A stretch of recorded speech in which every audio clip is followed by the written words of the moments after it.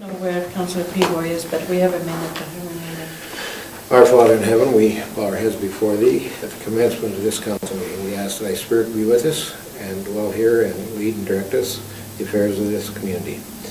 These things we ask for humbly in the name of Thy Son, Jesus Christ. Amen. Amen. Thank you. Well, welcome to our council meeting. This 13th day of June 2017. And we recognize our media, Corey McCarthy, for Channel 32. We also recognize our delegation, Brian Dick. And we are privileged to have John Schaefer in the media, in the gallery, and Nolan Card from the town regarding land development.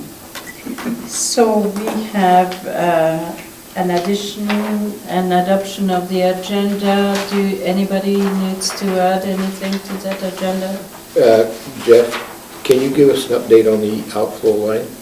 I don't know anything yet. Okay. I should in a couple of days. Okay. All right, okay. So if there are no additions, I need a motion. Thank you. Move to accept the agenda as presented. Okay, all in favor? Thank you. All right. Delegation, Ryan, would you like to come and help us understand a little bit how best practice is done in Southern Alberta regarding issues of land development? Sure, I will try my very best. Thank you for having me today. Happy to come speak to something like this. I've recently sent out a memo, and I understand that it's in your, maybe on your computer screens, but I suspect you haven't had time to look at it. So I'm going to go over this little memo here, and of course, if you like later, you can revisit this, and should there be a need to expand on anything in particular or further research, I'd be happy to do that on your behalf. I'm just going to read sort of my preamble here in the memo. I say a common adage and accepted principle in land development is that development should pay for development. The tools afforded to municipalities through the Municipal Government Act facilitate the same. However, it is not uncommon for municipalities to partner with developers and directly or indirectly subsidize development. A question as to how far a municipality should go to support or spur development is usually complex and must take into account multiple factors, including fairness, precedent, and a myriad of inputs into an overall cost-benefit analysis. Not usually an easy thing to do. The benefit of a prospective development is often difficult to quantify. It is true that new development will mean increased assessment, more people in the community, more spending at local businesses. But does that benefit come at a cost proportionately more or greater than the cost the municipality is considering expending in order to support or attract the development? So that's my little preamble in this memo, and then I talk about the various sort of mechanisms, the tools you have, the best practices that you can use in land development. I first talk about land dedication in general under the Municipal Government Act. And for those of you that don't sit on the Municipal Planning Commission, maybe haven't had experience with this in your personal lives, hopefully this gives you a little context into this type of thing. The Municipal Government Act allows the subdivision authority at the time of subdivision to take up to 30% of the lands being subdivided for roads or public utilities. So 30% is the maximum. In practice, it's not always that much, and the Act also does say that you can't take more than is necessary. So it's the amount necessary not to exceed 30%. That's how we get our roads, again, and our public utilities. Now, the subdivision authority is also charged with dealing with reserve. We talk about reserve lands. There's a few types of reserve lands. There's going to be an additional category when the new legislation is proclaimed this fall. Municipal reserve is the most common. And municipal reserve is the land that's used for parks, schools, sometimes for little buffer strips to separate different types of land uses. The subdivision authority can take 10% of the lands. We take our 10%. If the municipality doesn't need the land, they'll take cash in lieu of the land. You have to account for the money separately, then you can go out and purchase lands in the location that you need them for school sites, for parks. That one's fairly straightforward. Almost all municipalities in the province take the maximum 10%. It's expressed as a voluntary type thing, but the practice is to take 10%. And we're not aware of anyone that doesn't take that full 10%. That's municipal reserve. Another type of reserve that you deal with from time to time is environmental reserve. Environmental reserve is something that the subdivision authority can take for lands that cannot be developed. Lands that are within a floodplain, a ravine, a coulee, a slough. You can take those lands. There's no maximum amount. You know, we often see that adjacent to water courses, municipalities will take a buffer around the water course to ensure the integrity of the water course is upheld, pollution doesn't get in there. And of course, we wouldn't be seeing development adjacent to those lands. So you can take environmental reserve as much as you need, provided it meets the criteria in the Act. So you've got those two types of reserve, and you've got the land dedications under Section 662. Those are the things that the subdivision authority, your MPC, is going to deal with relatively routinely for subdivision applications. Now, there are some exceptions to municipal reserve. We can't take municipal reserve where it's already been taken under a former act, where the site is less than 2 acres, where it's a first parcel from a quarter section, that kind of thing. I'm not sure if you're following along here, but I'm just going to go down this little memo sheet, so if you are, hopefully it makes some sense. Off-site levies. Off-site levies are provided for under Section 648 of the Act, and Council has to adopt a bylaw if they're going to deal with off-site levies. And that bylaw has to talk about what off-site infrastructure is being contemplated and has to include estimates for cost and that type of thing. It has to provide some degree of certainty so developers can understand and foresee their costs in land development. Now, what is sometimes tricky is off-site levies, for things like, say, an upgrade to a water treatment plant. That's necessary as part of the new subdivision. Now, something that's often tough is calculating, quantifying to what degree, what proportionate benefit is the developer going to receive, and then how do you take a cost out of that. So it's often not clear. You're paying for one item, but of course there's going to be some benefit to the community as a whole. So that's one of the challenges in creating an off-site levy. That's why you typically see engineers crafting these things. Off-site levy bylaws in the south region, in our region here, a lot of communities have them. I know personally that in the last 5-6 years, there's been more than a few communities that have placed a moratorium on these things. Of course, an effort to stimulate or to not provide an impediment to development. Places like Pincher Creek and in the Crow's Nest Pass, I know. Not sure if they have reinstated those bylaws, but that has been a bit of a theme here with this last downturn in the economy. The offsite levy section in the new legislation is also going to be expanded to deal with things like recreational amenities, community halls and libraries. Those things currently aren't dealt with in the current Section 648. Development agreements. Now the development agreement, and I sent a whole PowerPoint on this thing. I'm not sure if Dave, maybe you were at our, it was a couple of years ago that we had we had the lawyers on for a seminar on development agreements, and that's where this came from. So it's about a 50-60 page detailed overview of development agreements. And you'll find that the development agreement is usually central to the subdivision approval. You can also require a development agreement for a development permit, but usually these big development agreements that you hear about and that are often being negotiated are taken under Section 655 of the Act.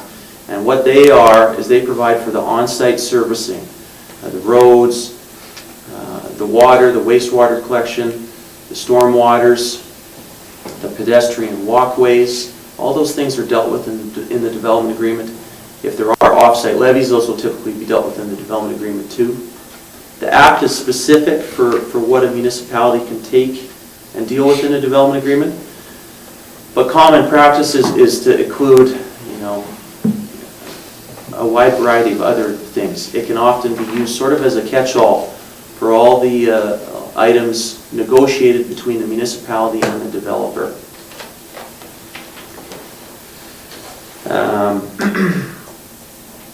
Ryan, Yes, development agreements are registered against the titles. yeah. Now, is that after the land has been subdivided, each individual title is registered with a development? Yeah, so what happens is the development agreement gets registered concurrently when the plan of subdivision is endorsed and sent up to land titles. So say you got a 10-lot subdivision, that same development agreement is going to go on all 10 lots. Okay. Now, you can look at it as a charge against the land, similar to like a mortgage. In practice, it's not viewed as so much as a conventional charge against the land as a lien or a mortgage would be. If push came to shove, a municipality could pursue, how do you put it? A court order or something to that effect, requiring the land to be sold so they could get their improvements done or whatever the terms of the agreement were. That's in case of the failure of the Right. Yeah, that's contractor to assuming go default. forward, or the developer to go forward. Yeah, that's assuming default of the agreement, in the agreement. A development agreement is also going to, or commonly contain what's called endeavor to assist provisions. Now, an endeavor to assist, and there's a separate memo on this that was sent back in the fall. And this is a commonly used tool that's not specifically mentioned in the Municipal Government Act, but it's a tool whereby, for example, if a developer installs a water line, connects it here where the existing water line ends, and his subdivision is a mile away, all the persons along that 1 mile stretch of road have the opportunity to benefit because of the installation of that water line. So the endeavor to assist provision can be used to recuperate the developer's capital costs in installing that water line. And the key word in endeavor to assist is it's endeavor. A municipality does not have an obligation under these provisions, but what they do is attempt to get the developer his or her money back. So, Ryan, help me to understand, at which time does an endeavor to assist come into play? Usually how these things will work is that, again, they're in the development agreement, it's registered on title, and a person that's not, again, the person that's along the 1 mile stretch of road that wasn't directly involved in the developer's subdivision over here, goes to develop or subdivide himself, then that would be the trigger to require that person to pay his proportionate share for the benefit he's received from that improvement. But it has to be in the development agreement, cannot be after the fact. Well, I wouldn't say that for sure. Okay. Again, the legislation doesn't expressly deal with this type of thing. So unless there was some kind of case law or something to tell us explicitly, I don't know. I think an endeavor to assist agreement could possibly be done after the fact. The prudent way to do it would be to do it up front, so all parties know about it, so when the properties change hands, presumably they're going to be looking at these things and be aware of these provisions, or their lawyer's going to advise them. But I wouldn't be able to say for certain whether or not you could do something retroactively. Well, Jeff has a Just a question on that, Ryan, for me. Take your example of the guy's a mile down the road and there's property owners in the middle. Yeah. If the municipality has an endeavor to assist with that guy a mile down the road, Mm-hmm. and so now we're gonna put charges against the title of everyone in between. Do they have any discretion or say in that, or that's just gonna happen to them? Those individuals? Those individuals in between, now again, it's subdivision that triggered it, so if they don't subdivide, they're not obligated, I get that. But do they have any mechanism to give input into it or to scrutinize it before it's registered on their title? Well, because there's no statutory process, I would say that probably not. But I think the prudent way to, or one good way to deal with something like this would be maybe to establish a municipal policy with respect to endeavor to assist agreements that just says, that council may choose to use this tool. As to how to go about, I'm not sure that you could register a caveat on the titles of the people who weren't directly involved with respect to this. I don't know if that would be considered a caveatable interest. There may be a way to do it through a restrictive covenant or something. But maybe it's more appropriate that when those people in between subdivided, their development agreement included the obligation to pay the endeavor. Yeah. Because I see it problematic to say to that guy half a mile down that we're going to put all this caveat against your property for charges in the future, and they're saying, I don't agree. I don't consent to that, I don't agree to it, I had no consultation, I wasn't informed. But I can see it reasonable that should they subdivide, we say, the municipality says, well, as a condition of your development agreement, you're subject to this endeavor to assist. That might be the easier way to administer it. Yeah. I don't know that there's one best way, but I think, something to think about. I mean, where it's a public utility or it's a road, something that everyone is going to use. That I think it probably wouldn't be unfair to say that you have the benefit of this being installed, and to charge you your proportionate cost is not an unreasonable charge, whether or not you were advised of it early on or not. If this didn't exist, you'd have to do it yourself. But they have discretion because they're not subject to the charge if they don't subdivide. They're not subject until they do something. Yeah. So, yeah. So it could be done after the original development process. I think it's fair to say that it could, not something that you necessarily have to do up front. Yeah. But again, I don't have direct experience with that, and because it's not dealt with in the legislation. There's no legal cases. Well, there very well could be. We'd have to do some search on the CAN. It seems to me that, an endeavor to assist should be part of the MGA, should be in there to give some direction, because it can be a can of worms. And if you don't have direction, then where's the legal precedent?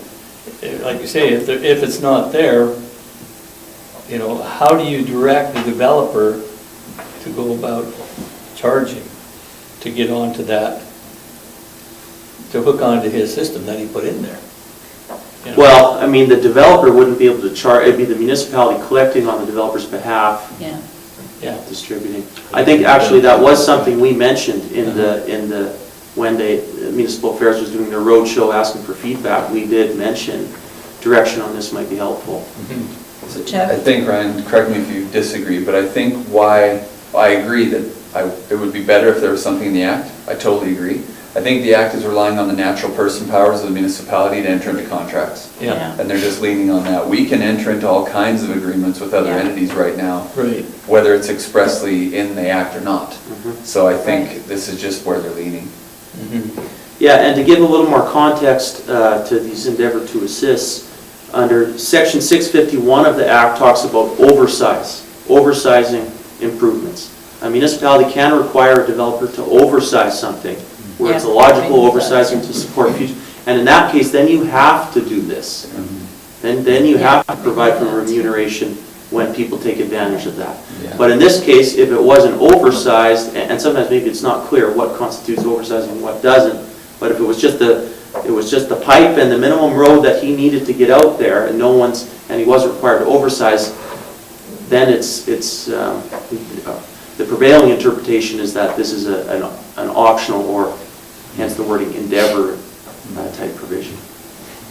Okay, I think you clarified quite a few things for us, Kim. Thanks. Moving down that list, I have a little heading there under taking security, and this is something that's, if security is taken, it's typically put in a development agreement. Taking security is, it's often a bone of contention for developers. Often something that goes through a lot of negotiation. A lot of municipalities have policies with respect to taking security. The ones that didn't have policies that didn't take security, a lot of those ones now do.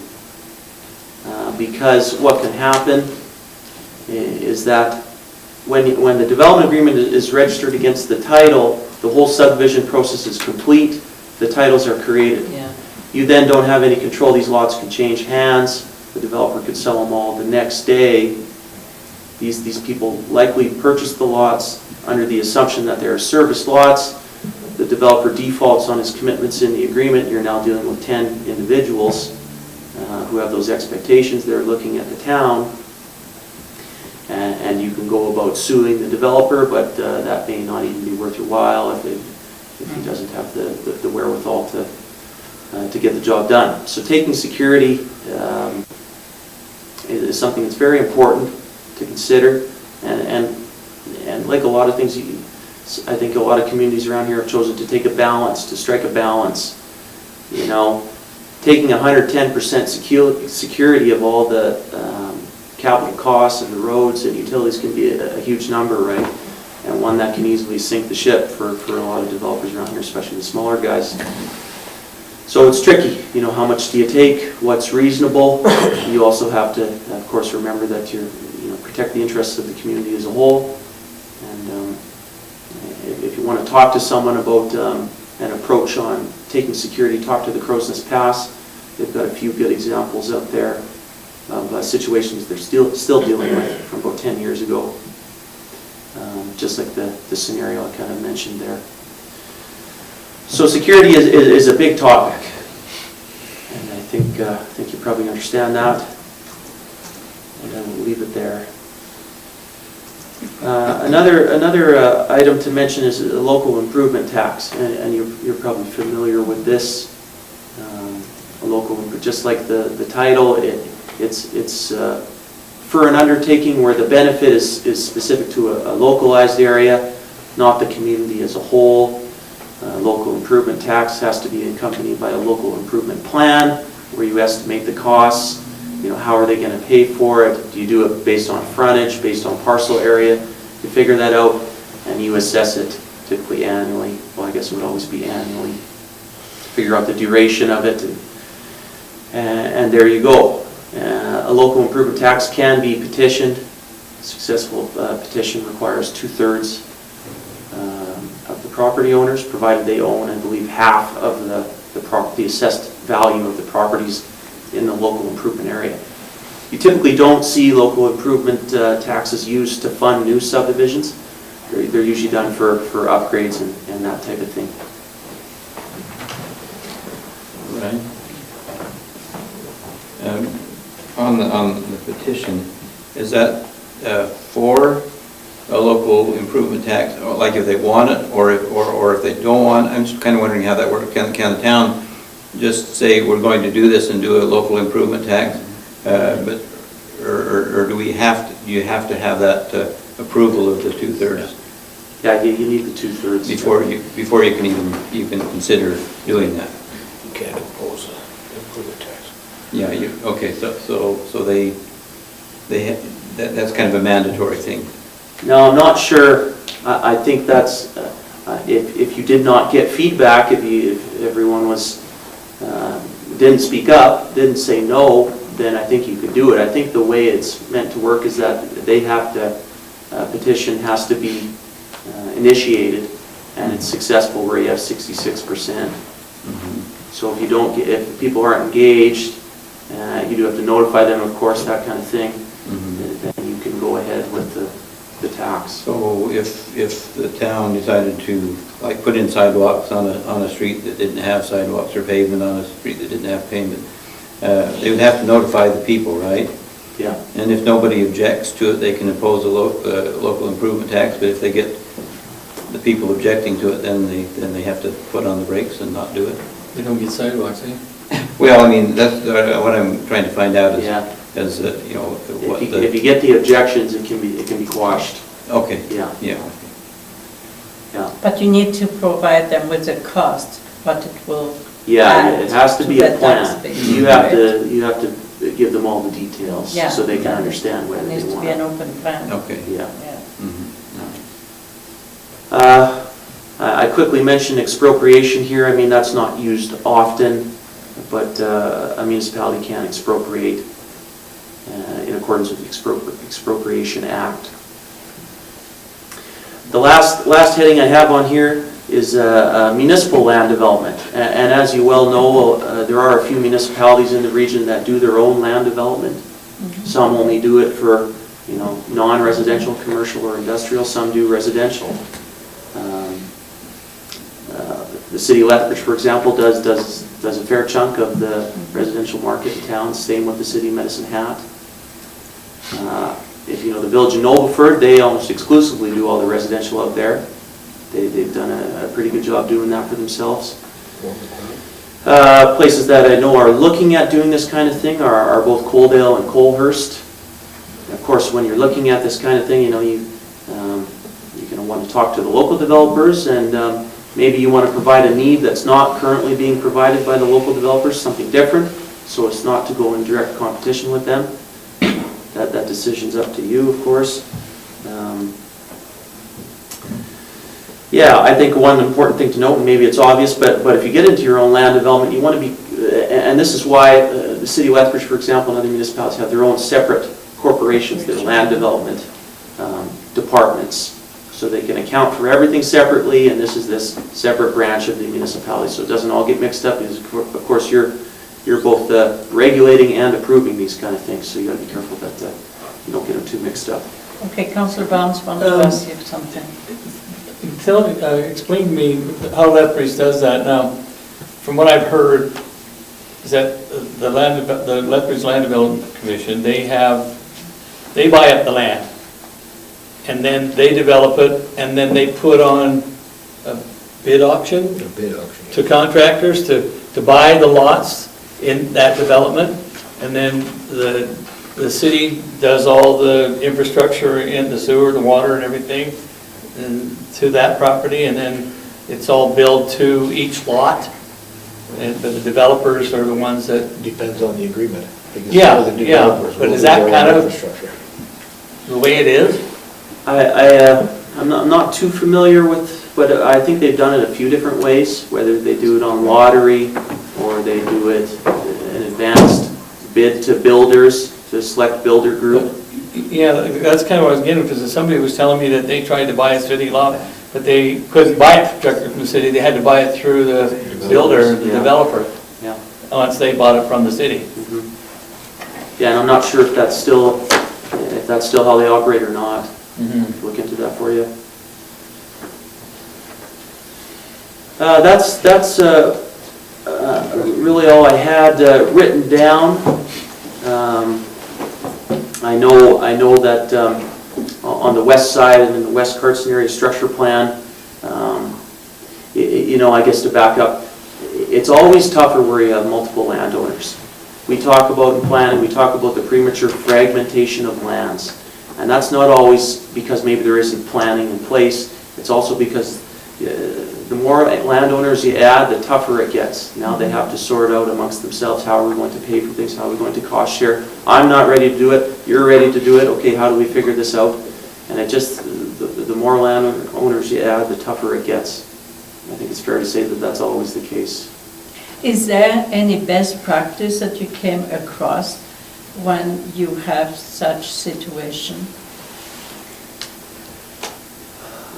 I'm not sure. I mean, I think if you get into a formal process like this, you know, having a preliminary type charrette or open house with the landowners and get the communication channels flowing is always going to be beneficial.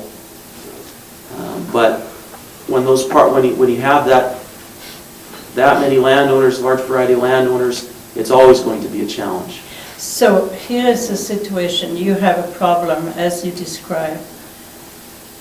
Is the municipality there, what's the role the municipality could have to deal with the frustration among the different landowners? Well, Because they might not come among themselves to a solution. mhm. So what's the role of the municipality, or is there any role for a municipality? Well, I would say that there's certainly no obligation. If you want to facilitate, if you want to incentivize, maybe speed things up, I mean, you know, perhaps a group mediation type thing, you know, short of buying up the land yourselves and just doing it, I don't think that there's one easy way to make it happen. Yeah, and again, you know, if there was one, you know, maybe it's a road, a chunk of road that's missing. Of course, the municipality could choose to have that road dedicated, pay for its construction, then recuperate the cost through local improvement levy. I mean, you know, you can always, a municipality could certainly choose to build all the roads and utilities, you know, in every block in the community, and then just get the money back. You know, are most municipalities in a financial position to do that? I really don't think so, so that's why it doesn't happen. Ryan, let's take Fort McLeod where they developed that commercial area just east of McLeod there. The town did that totally on their own, didn't they? Yeah, but they had $10 million. Yeah. And now they're opening it up for commercial enterprises to come in and buy that area. The whole area. Yeah. But they did it themselves. They put all the infrastructure in and everything, didn't they? I don't know that one, actually. Yeah, If I'm not heard, they actually got Was it a police? massive check from the province to pay for all that. Oh, that was the whole Yeah. That was fiasco in there. That was yeah, a that police They got academy. $10 million, of which they still have $3 million left That over. was a big Was apology. that for that check police there. correct? Yeah, it was a That was police a default academy. payment, Police, yeah. It was a defaulting. I mean, for example, Coaldale has done their whole, almost their whole northeast industrial park. Right. And have recently done another phase, and they do it all on this. And I think that they find that that is one area where you don't get, from developers, they're not so interested in those industrial land subdivisions. The profits in the residential stuff are exactly why, I'm not sure, I assume that's why.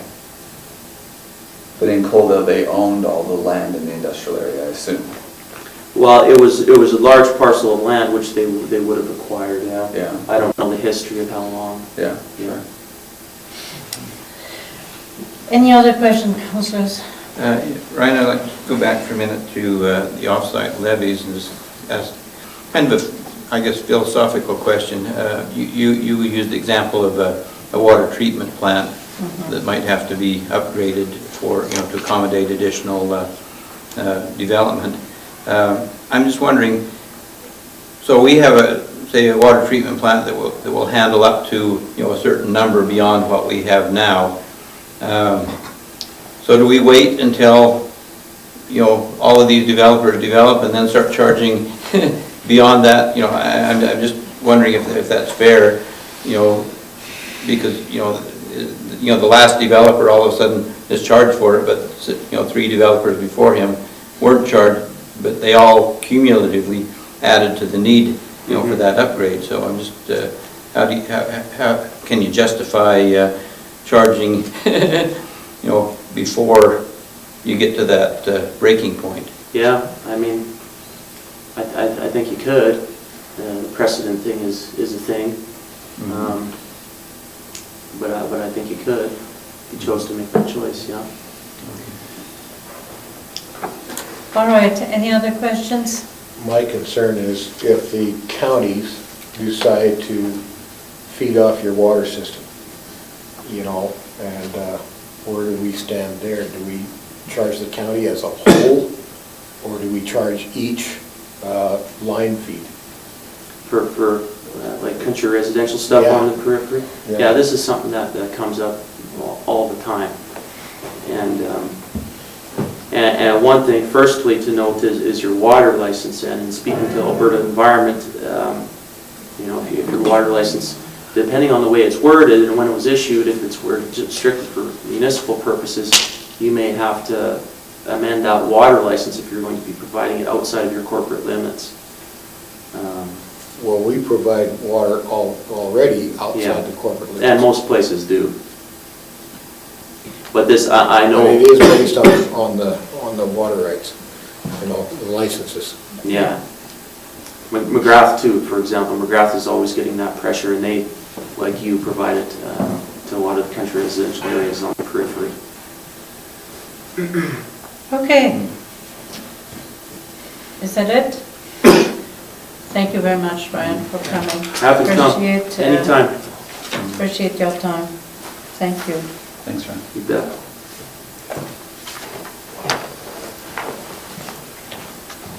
All right. We now have to deal with our next delegation. Molly, do we have anybody else that we expect coming? Not that I know of. Okay, so you have Molly and you have No. Matt. Good. Well, Molly and Matt, come on over here. It'll be a pleasure to give you your letters. I couldn't decide who it was. I had a glare on the front of my nose. I couldn't decide who was under that. Molly, thanks so much for having been part of the Mayors and Youth Council. And this letter, it's a letter of recommendation for your good input into that Mayor Youth Council. There were 7 students. Oh, Matt, where is yours? I saw it a minute ago. Oh, you're hidden, right there. Okay. So thank you so much, Matt, and we have to do the official picture, possibly. I just was, Tracy, gonna have you stand over there by the flag? yeah, okay. I just wondered what happened to our flag today. Okay. You want me to? Come on, do that. You want me to be in the middle? Okay, I'll put myself in the middle. It'll be less awkward for you. Councillor Peavoy, if you could go hold the flag out there. That's all right. We got a kid? Come on in. Yeah, that would help.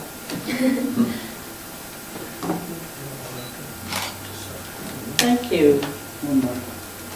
Is that done yet?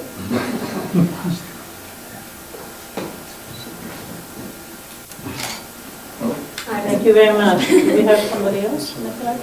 I'll give you warning this time. Take a head off, get serious. Thank you so much. And all the best to you all. Thank you. Oh my Thank you so goodness. You're welcome. At least I'll get you back. Yeah, I'll be back next year. That'll be great. Thank you. Molly, are you going to see Mrs. I can Peavoy? see her in the morning. Could you give us those for your friends? The rest of the Thank crew. you. And congratulate them on our behalf. All right, Thank you. thank you. Thanks. All right. Now we need to adopt the minutes of the regular meeting of May 23rd, 2017. Any questions? Move to adopt the minutes from May 23rd, 2017. All right, any questions regarding those minutes? There were a few typos or omissions and they got fixed. So all in favor? Thank you. So 5B is a little bit of a funny item. I noticed that. I'm glad you're going We funny. I appreciate somehow that. we were too zealous that day. Go ahead and finish up the item. So essentially, what we did have 2 meetings that day on October 25th. But we only approved the minutes of 1 meeting, and somehow we managed to miss the approval of the other meeting. So today what we request is an approval of the organizational meeting minutes of October 25th, 2016, and I'm grateful that somebody figured out that we had not approved them. We've been attending meetings without approval? Well, You had a resolution, we just didn't Wait. approve the minutes. It's- So you're okay. we just didn't sign the papers. Okay, Councillor Barfuss. I'll move to approve the organizational meeting minutes from October 25th, 2016. Okay, all in favor? I'm sure that's a sigh of It's relief legal for now. us Now I gotta here. go to the meetings. Hey, gotta go. Okay. Well, if you remember, we had changed the dates of sitting. There was not much else that was changed that day. Thank you. All right, we have under item 6, bylaw and policy, bylaw 1657, ATCO franchise agreement bylaw. And if you remember, we had the first reading of that bylaw, and we are now at the level to do second and third reading. So, Councillor Bengry? I move second reading of bylaw 1657, ATCO financial agreement, or franchise agreement. Okay. Questions?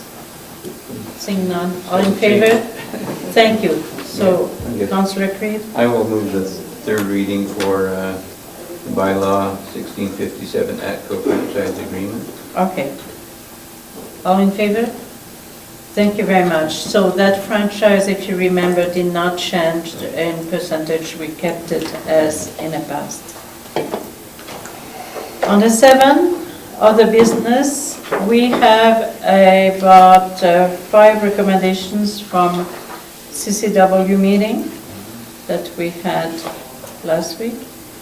So if you look in your background there that is provided for you, the motions are there for you, and you can pretty well read them and put your motion forward. So I'll give you a second to get there. Okay, Councillor Bengry. I withdraw from vote on the first one with There would request. because of perception of conflict of interest. Thank you. I So, move to Woodrow- support the Woodruff request for $2,000 to come from the Opportunities Initiative Fund. Thank you. There's more And the in-kind. The kind support, so. And in kind. Oh, I'm sorry. Yes, with in-kind support as requested. Okay. All right. So, any questions? Seeing none, all in favor? Thank you very much. This is now adopted. So now we're moving to policy C-32-3, custom work policy. I'm just going to mention that one item was removed from there because it's not relevant to what we do in town. Regarding the electrical, we own our own electrical department and did not need to be there. Okay, so, I move to recommend council to approve policy C-32-3, customs and contract work policy. okay, all in favor? Hold on one second, I got a Oh, bad C number. 30. Sorry. It's not a recommendation to It's council. to, It's it's to approve. Approve. Yeah, I Yeah. move to approve. Just No, a second. policy. Hey, Shem, we got a C-40-3. different number here in the. Yeah, that's we got what's confusing. 32 and- So, Sorry, it's 32-3, I don't know what I'm That's looking what I at. said. Yes, that agreed. is, Yeah. that I is just had a what I bad number in your said. backgrounder. Yeah. Oh. Yeah, all right, Do you want me to make that again? please start again. Okay. I move to approve policy C-32-3, custom work policy. Okay. Thank you. All in favor? And just for your information, Kevin is, as we speak, developing an investment policy that will, Kevin Phillips? yes, Okay. that will deal with electrical requirements that we have, similar to what we had a year ago regarding the upgrade to an electrical system before we could have a business come in town. So we will have that investment policies in months to come. Thank you I for said saying months. months. Yes, I appreciate that. Months. I was careful, Jeff, I was I careful. appreciate your consideration. Okay, the next one has to do with the Simon's request, the lane. So, Councillor Creed? Oh, sure, I will do that one. Just a minute. Councillor Okay, Creed. we're going to bring the motion and we will talk. Okay, all right, Okay. thank you. So I will move to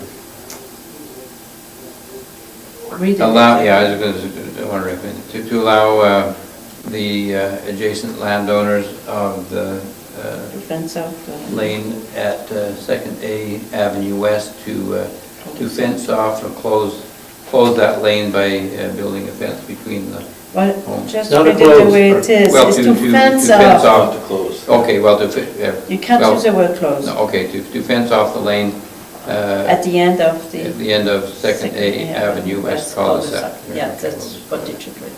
Okay, all right. So, Councillor Bengry, you have some There concern. was various concerns. Number one, a gate being installed, and I was against that.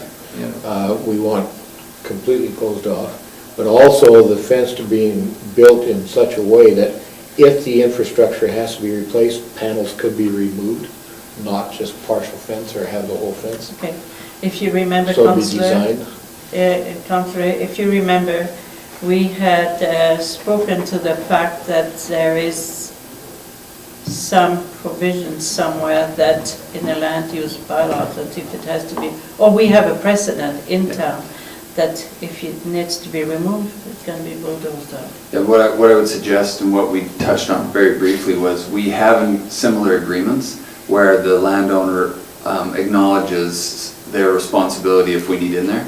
And so we'll make sure this one is accompanied by an agreement with both adjacent neighbors. Thank you. Okay, so thank you for your input, Councillor. All in favor? Thank you very much. All right, the next one, it was a recommendation by Tim Cole to try to establish a different cenotaph or memorial wall. And we had said that we could only do it in principles because we did not have all the facts there. So I think if you want to pass a motion, it might be for administration to obtain more information regarding that item. You decide. We can approve it in principle with administration to look into the cost of this item. Councillor? Go ahead, Councillor. Well, I was going to say. I won't put a motion forward as Yeah, a I point. Let's just talk a I just little wanted bit. to talk about it a little bit, because it doesn't make sense to go ahead with it without knowing what the costs are. This is why it's in principle, Yeah, right? exactly, and these things are not inexpensive like they used to be. They're quite costly, and so. Well, we're talking up to $50,000. I think that we need to have the administration look into those costs, details. definitely. Okay. So on that basis, actually, that's what I was thinking is I'm prepared to move to direct council or direct administration to Yeah. gather some more information on costing and what would be involved. To approve this in principle. No, We actually, don't not to need- approve we anything don't in need- principle. we don't just even direct- need to. Just moving to direct administration to gather the We would do that at a information. later time when And we bring it have back to us. information. and- yeah. Personally, I think unless you know what you're doing, Yeah, it's difficult to put a motion forward. yeah. Okay, so we have a motion on the floor to direct administration to look into the cost of things. All in favor? Thank you very much. All right, so the next one is a ad hoc policing committee direction. And for your information, on June 19th, 9 a.m., Here, he just emailed me 2 minutes ago. the ad hoc policing committee That's the will work. meet Yeah. Here. Those 9, what's I the- emailed you back. 9 a.m. Okay. 9 a.m. I think it's So Councillor Peavoy said he could make it, no? Oh, it's just you and Councillor Creed. yeah. Oh, that's right, Yeah. you We can will, make of it. course, you will. Yeah. Okay. Man, old age is creeping up. All right. Okay, The next item, 7B, is a tip interest. Do we still need a approval motion on? If you're gonna go ahead and have the meeting, it's Okay. already in motion. So we don't It's already have I in- don't think so. Okay. It's happening already. 7B, the tip interest, if you remember, we try to give our citizens who choose to pay their taxes on a monthly basis a rate of return that is definitely more appealing than what the bank rate is, or within the same playing field. And so at this point, we have followed suit with Lethbridge. Lethbridge has not changed their rate, it's 1%, and we will carry on doing that. So what we need is a motion to approve that.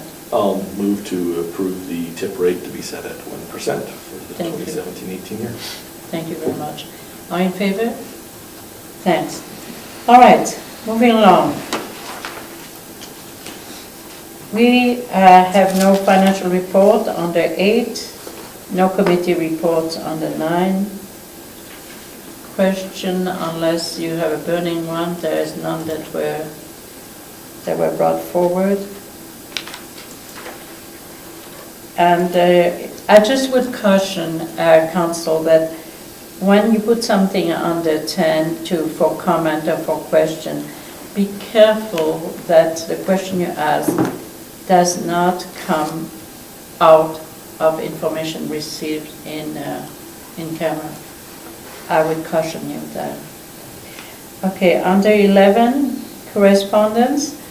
Alberta Recreation and Parks Association is an invitation to the conference. And Jeff, if I remember, we may not participate in this We don't conference. know. That is not the one that we send our staff to. They go to the Recreation Facility Personnel Conference, generally. Right, that's, I know there's 2 major Yeah. conferences. And on Where is that the, other one at? It changes every year. They move it all over the province, so I don't know, Canada. Canada's last year. Yeah. And under 11B, the Canada's A Moment Trail, invitation to the event. As you could see in Sterling, it is on a Friday night, and they will have an event that will showcase a talent show, and they will have something like 24, 25 participants.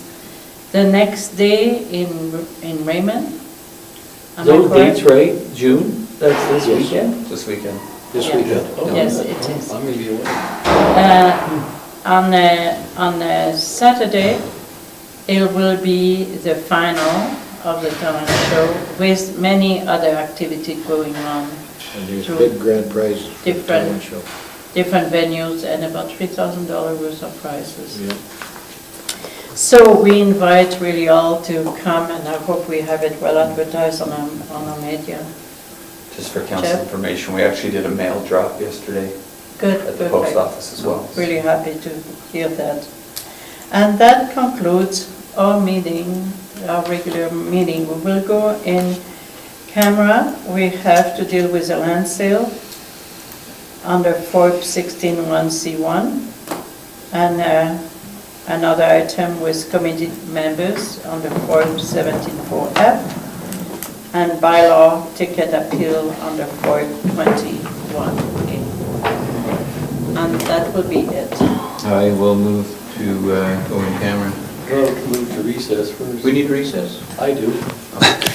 Okay.